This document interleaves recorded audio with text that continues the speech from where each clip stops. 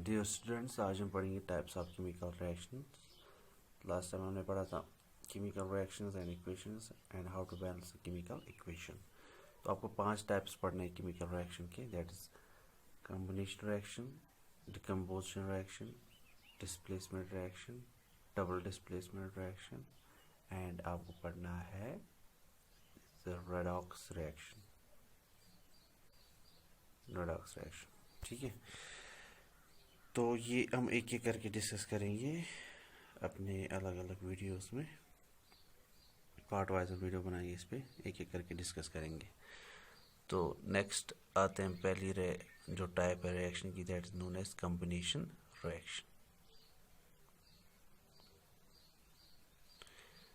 तो combination reaction क्या होता है? इस सिंपली क्या होता है, एडिंग, जो दो या दो से ज़्यादा चीज़ आपस में मिलती है और तीसरा चीज़ बनाता है, तीसरा एक चीज़ बनाता है, that is known as combination. तो हमें पता है combination simple addition, it is simple है एडिशन। तो क्या होता है कॉम्बिनेशन रिएक्शन में?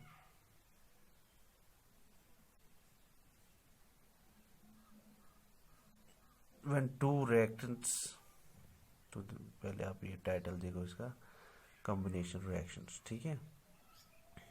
तो when two reactants combine to form a product, it's called a combination reaction. तो यहाँ पर लिखा है जब दो रिएक्टेंट्स आपस में मिलेंगे और एक प्रोडक्ट बनाएंगे, that's known as combination reaction. ये जरूरी नहीं है दो ही रिएक्टेंट्स मिलेंगे, दो से ज़्यादा भी रिएक्टेंट्स मिलेंगे।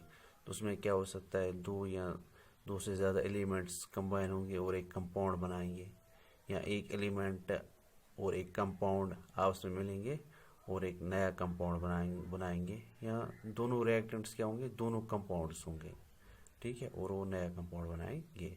तो सिंपली अगर हम इसको इलिस्ट्रेट करेंगे एग्जाम्पल के हिसाब से, तो हम बता सकते हैं यहाँ पर A plus B gives C. तो this is simple combination reaction. तो यहाँ पर एक एग्जाम्पल है आपके पास, when calcium oxide reacts with vigorously reacts with water, it forms calcium hydroxide। तो कैल्शियम ऑक्साइड एक रिएक्टेंट है और वाटर दूसरा रिएक्टेंट है, ये आपस में मिलेंगे तो ये क्या बनाएंगे, कैल्शियम हाइड्रोक्साइड, ठीक है। तो this is simple combination reaction. और एक एग्जांपल आपके पास Mg प्लस O2, तो लास्ट टाइम डिस्कस किया था, वो क्या बनाएगा, MgO, ठीक है। तो ये भी पता है आपको। तो this is simply combination reaction. तो चलते हैं कॉम्बिनेशन रिएक्शन की आप 1 2 3 एग्जांपल खुद याद रखना। जैसे एक और एग्जांपल है, carbon plus oxygen gives CO2, ठीक है। अब चलते हैं आगे। तो नेक्स्ट टाइप है हमारे पास डिकम्पोजिशन रिएक्शंस। तो डिकम्पोजिशन रिएक्शंस क्या होते हैं? तो ये इसका उल्टा है, कॉम्बिनेशन रिएक्शन का उल्टा है। कॉम्बिनेशन में बोलते हैं दो या दो से ज़्यादा रिएक्टेंट्स आपस में मिलते हैं और एक बनाते हैं प्रोडक्ट। इसमें क्या होता है, एक जो रिएक्टेंट होता है, एक जो सब्सटेंस होता है, वो डिकम्पोज होता है, स्प्लिट होता है बहुत सारे रिएक्टेंट्स में।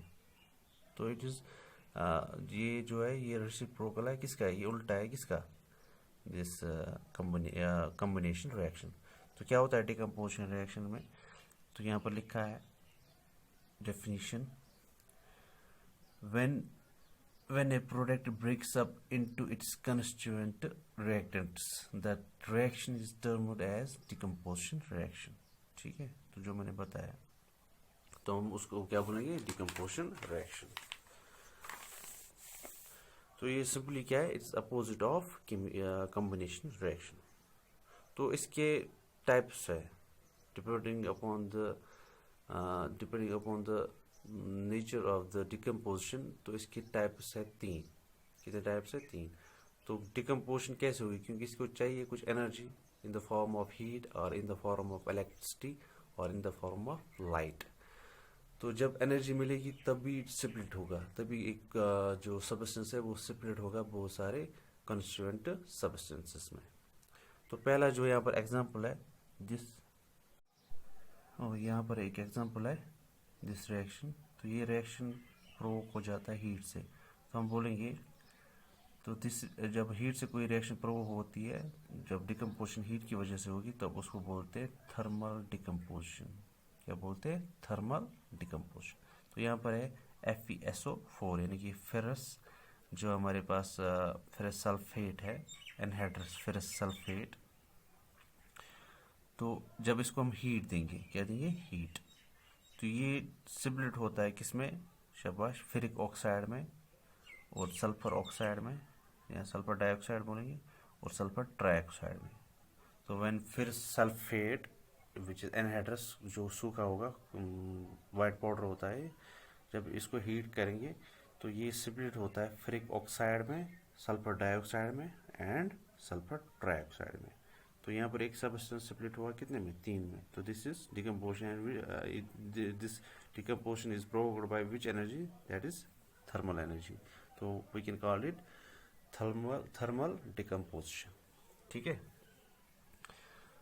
तो आते हैं नेक्स्ट। इसके अलावा इसके एग्जांपल्स आप पढ़ना, बुक्स आपकी टेक्स्ट बुक पे है, वो आप डिस्कस करना। अब चलेंगे आगे।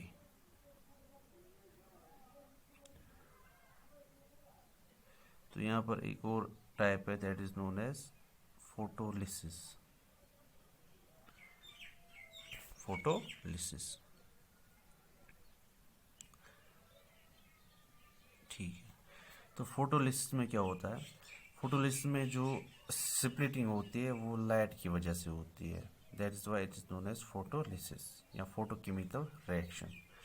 तो यहाँ पर एक हमारे पास हेलोजन कंपाउंड जो होते हैं, जैसे AgCl, सिल्वर क्लोराइड, जब इसको हीट मिलेगी, जब इसको क्या मिलेगी? हीट। तो डिनोट कर सकते हैं HV से। जब इसको हीट मिलेगी तो ये सिबलेट हो जाएगा सिल्वर और क्लोरीन में। तो आप अगर एक कटोरी लेंगे छोटी सी, उसमें सिल्वर क्लोराइड रखेंगे और धूप में रखेंगे फिर बाद में, तो उसमें क्या हो जाएगा? क्लोरीन जो होगा सिल्वर क्लोराइड का, वो इवापोरेट हो जाएगा, वो गैस बन जाएगा, और जो डिश में रहेगा वो सिल्वर रहेगा वहाँ पर। ठीक है, this is known as photo chemical reaction और सिंपली फोटोलिसिस। तो इसमें कौन सी एनर्जी हमें मिली? Light energy. ठीक है, तो नेक्स्ट हम पढ़ेंगे आगे, जो वीडियो बनाएंगे उसमें हम पढ़ेंगे इलेक्ट्रोकेमिकल डिकम्पोजिशन या इलेक्ट्रोलाइटिक डिकम्पोजिशन। आज के लिए इतना ही।